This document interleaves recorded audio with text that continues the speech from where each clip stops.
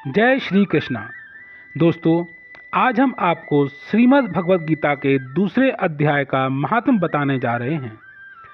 श्री भगवान कहते हैं, लक्ष्मी, प्रथम अध्याय के महात्म्य का उत्तम उपाख्यान मैंने तुम्हें सुना दिया। अब अन्य अध्यायों के महात्म्य श्रवण करो। दक्षिण दिशा में वेद वेदता ब्राह्मणों के पुरंदरपुर नामक नगर में श्रीमान देव शर्मा नामक एक विद्वान ब्राह्मण रहते थे। वे अतिथियों के पूजक, स्वाध्यायशील, वेद शास्त्रों के विशेषज्ञ, यज्ञों का अनुष्ठान करने वाले और तपस्वियों के सदा ही प्रिय थे। उन्होंने उत्तम द्रव्यों के द्वारा अग्नि में हवन करके दीर्घ काल तक देवताओं को तृप्त किया, किंतु उन धर्मात्मा ब्राह्मण को कभी सदा रहने वाली शांति ना मिली। वे परम कल्याण में तत्व का ज्ञान प्राप्त करने की इच्छा से प्रतिदिन प्रचुर सामग्रियों के द्वारा सत्य संकल्प वाले तपस्वियों की सेवा करने लगे। इस प्रकार शुभ आचरण करते हुए उन्हें बहुत समय बीत गया। तदनंतर एक दिन पृथ्वी पर उनके समक्ष एक त्यागी महात्मा प्रकट हुए। वे पूर्ण अनुभवी, आकांक्षा रहित, नासिका के अग्रभाग पर दृष्टि रखने वाले तथा शांत चित्त थे। निरंतर परमात्मा के चिंतन में संलग्न हो वे सदा आनंद विभोर रहते थे। देव शर्मा ने उन नित्य संतुष्ट तपस्वी को शुद्ध भाव से प्रणाम किया और पूछा, महात्मन, मुझे शांतिमयी स्थिति कैसे प्राप्त होगी? तब उन आत्मज्ञानी संत ने देव शर्मा को सोपुर ग्राम के निवासी मित्रवान का, जो बकरियों का चरवाहा था, परिचय दिया और कहा, वही तुम्हें उपदेश देगा। यह सुनकर देव शर्मा ने महात्मा के चरणों की वंदना की और समृद्धशाली सोपुर ग्राम में पहुंचकर उसके उत्तर भाग में एक विशाल वन देखा। उसी वन में नदी के किनारे एक शिला पर मित्रवान बैठा था। उसके नेत्र आनंदातिरेक निश्चल हो रहे थे। वह अपलक दृष्टि से देख रहा था। वह स्थान आपस का स्वाभाविक वैर छोड़कर एकत्रित हुए परस्पर विरोधी जंतुओं से घिरा हुआ था। वहाँ उद्यान में मंद मंद वायु चल रही थी। मृगों के झुंड शांत भाव से बैठे थे और मित्रवान दया से भरी हुई आनंदमयी मनोहारिणी दृष्टि से पृथ्वी पर मानो अपने अमृत छक रहा था। इस रूप में उसे देखकर देव शर्मा का मन प्रसन्न हो गया। वे उत्सुक होकर बड़ी विनय के साथ मित्रवान के पास गए। मित्रवान ने भी अपने मस्तक को किंचित नवाकर देव शर्मा का सत्कार किया। तदनंतर विद्वान देव शर्मा अनन्य चित्त से मित्रवान के समीप गए और जब उसके ध्यान का समय समाप्त हो गया, उस समय उन्होंने अपने मन की बात पूछी। महाभाग, मैं आत्मा का ज्ञान प्राप्त करना चाहता हूँ।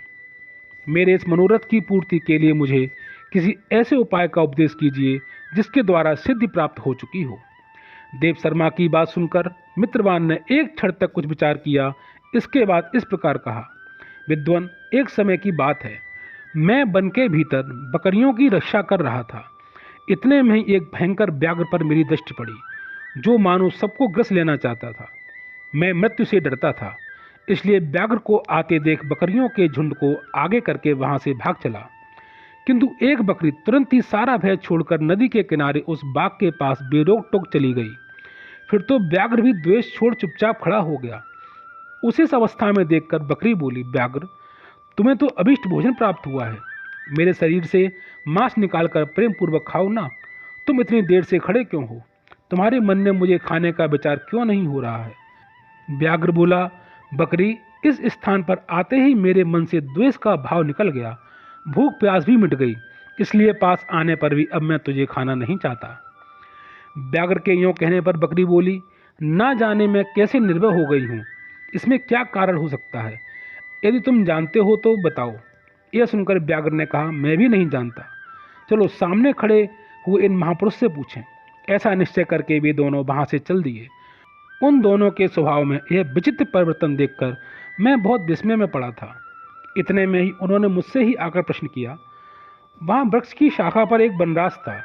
उन दोनों के साथ मैंने भी वनराज से पूछा। विप्रवर, मेरे पूछने पर वनराज ने आदरपूर्वक कहा, अजापाल, सुनो, इस विषय में मैं तुम्हें प्राचीन वृत्तांत सुनाता हूँ।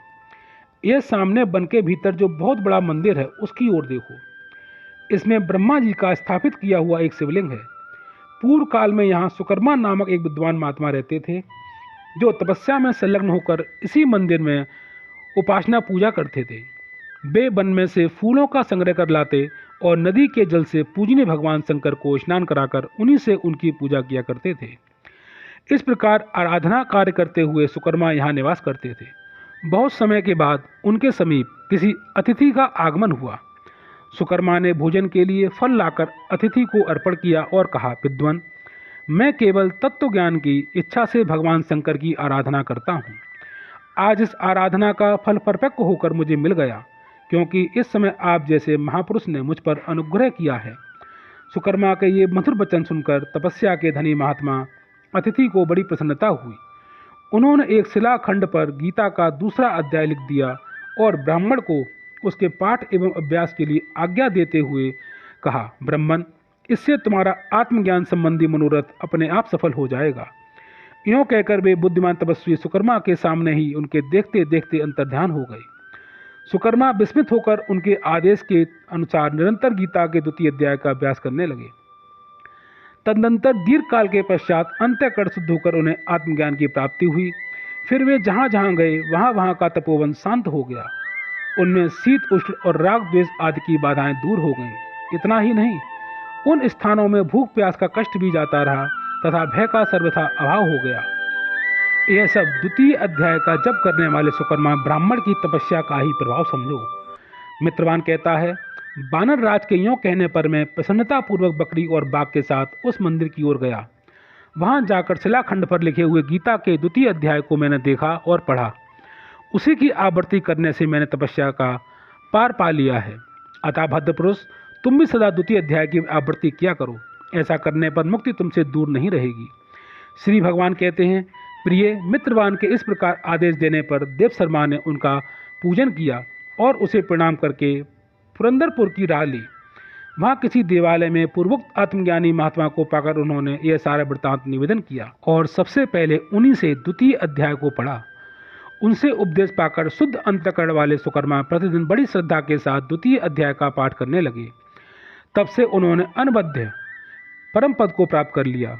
लक्ष्मी, यह द्वितीय अध्याय का उपाख्यान कहा गया है। गीता के महात्म्य को सुनने के लिए, श्लोकों के अर्थ जानने के लिए और बहुत सी प्रेरणादायक कहानियाँ सुनने के लिए मेरे चैनल गीता सागर मोटिवेशनल स्टोरीज को सब्सक्राइब कीजिए। जय श्री कृष्णा।